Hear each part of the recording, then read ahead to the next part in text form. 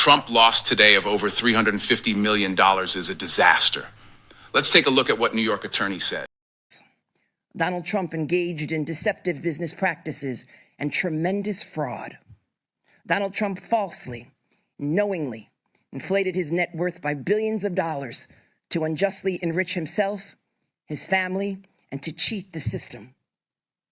Donald Trump may have authored the art of the deal, but he perfected the art of the steal. This long-running fraud was intentional, egregious, illegal, and he did all of this with the help of the other defendants, his 2 adult sons and senior executives at the Trump Organization. And so, after 11 weeks of trial, we showed the staggering extent of his fraud and exactly how Donald Trump and the other defendants deceived banks, insurance companies, and other financial institutions for their own personal gain. We proved just how much Donald Trump, his family, and his company unjustly benefited from his fraud. Today, the court, once again, ruled in our favor and in favor of every hard-working American who plays by the rules. Donald Trump and the other defendants were ordered to pay $463.9 million. That represents $363.9 million in disgorgement, plus $100 million in interest, which will continue to increase every single day until it is paid. Donald Trump, the former chief financial officer of the Trump Organization, Allen Weisselberg, and the former controller of the Trump Organization, Jeffrey McConney, are each banned from serving as an officer or director of any New York company for 3 years. Mr. Weisselberg and Mr. McConney are also banned for life from serving in a financial management role in any New York company. Donald Trump Jr. and Eric Trump are banned from serving as an officer or director of any New York company for 2 years. And Donald Trump and his companies are banned from applying for loans from any New York bank or financial institution for 3 years. A new independent director of compliance will be created at the Trump Organization to ensure the company establishes internal protocols and meets financial reporting obligations. And the current independent external monitor will continue to oversee the company's financial dealings and ensure this fraud cannot continue. I want to be clear. White-collar financial fraud is not a victimless crime. When the powerful break the law and take more than their fair share, there are fewer resources available for working people, small businesses, and families. And everyday Americans cannot lie to a bank about how much money they have in order to get a mortgage to buy a home, or a loan to keep their business afloat, or to send their child to college. And if they did, our government would throw the book at them.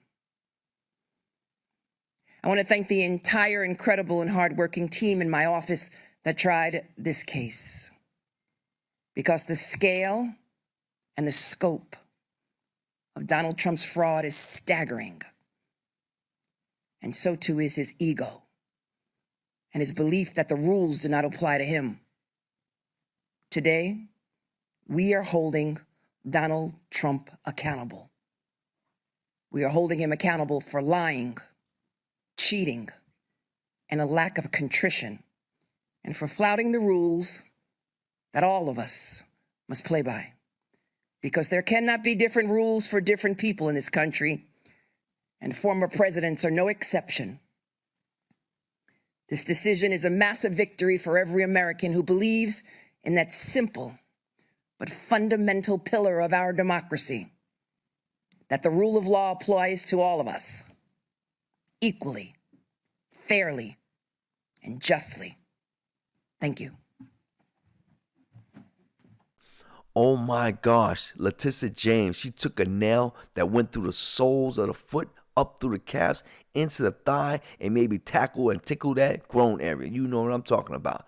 This is crazy. She dropped the hammer. She dropped it. She banged him on the foot and on the hands. Yes. Now, was she wrong? No. Listen, you commit a crime, you commit a crime. That's it. That's it. He was found guilty of his crimes, and he's got to pay the piper. And she's right. You heard it. No one should be above the law. But let me tell you something. There's something bigger here going on. Yes, there's something bigger going on here.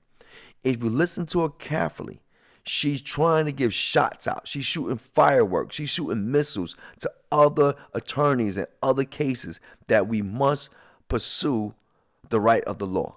We must make people face the law. It doesn't matter who you are. And I agree with that. Now, if he's found innocent of these other 91 indictments, then that's fine. But at the end of the day, we shouldn't be making exceptions to the rule. We can't cry, oh, I'm innocent, and then I'm a president. Well, I don't get, listen, hey, nothing could happen to me. No. What are we doing? What are we doing? Think about it. How many people out there, even the people who listen to us now, how many of you was got in trouble, served time, right? You know who you are. Well, did they give you a break? No. So why should you want him to have a break? Think about that. You know what I'm saying? You got to really put that in perspective, right? So let's look at the numbers. Look at that money. Oh my gosh, that money's kind of crazy.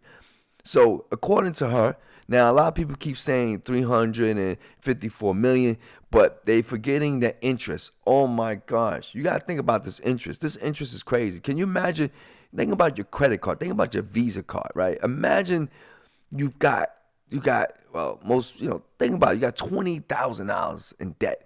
And imagine they putting 29% on that, right? You got Visa. You know how much Visa what 29% interest? I mean, think about that, right? Now imagine you got $354 million and you got interest add on to that. So you know where we going.